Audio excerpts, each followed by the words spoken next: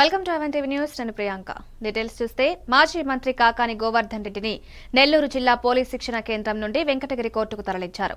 వెంకటగిరి కోర్టుకు కాకాని గోవర్ధన్ రెడ్డిని తీసుకువస్తున్నారనే సమాచారంతో వెంకటగిరి వైసీపీ నేతలు భారీగా చేరుకున్నారు.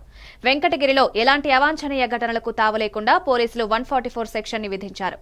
ఇప్పటికే వెంకటగిరికి మాజీ మంత్రి అనిల్ కుమార్ యాదవ్, ఎమ్మెల్సీలు చంద్రశేఖర్ రెడ్డి, మేరిక మురళీధర్, ఉమ్మడి నెల్లూరు జిల్లా నియోజకవర్గ ఇన్ఛార్జీలు చేరుకున్నారు.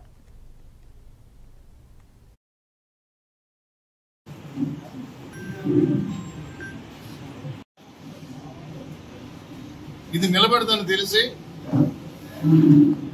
మైనింగ్ కేసు నిలబడదని తెలిసి ఎస్టీ కేసు పెట్టడం జరిగింది.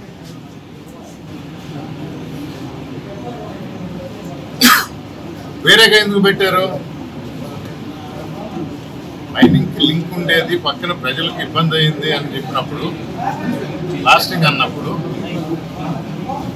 అదొక కేసు ఒకటి పెట్టారు. అంటే అసలు మైనింగ్ అని వార్తల్లో చెప్పిన కేసు నిలబడదు అని అదనంగా వేరే కేసులు అవి కూడా నిలబడవు, తప్పుడు కేసులు పెట్టడం జరిగింది గోవర్ధన్ రెడ్డి గారి మీద.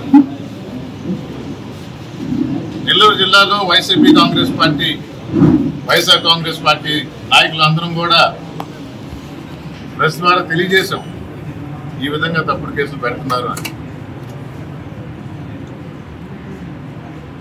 నిన్న అదుపులోకి తీసుకున్నామన్నారు. ప్రెస్కి ఒక స్టేట్మెంట్ ఇవ్వాలి. ఎక్కడున్నారో తెలియదు.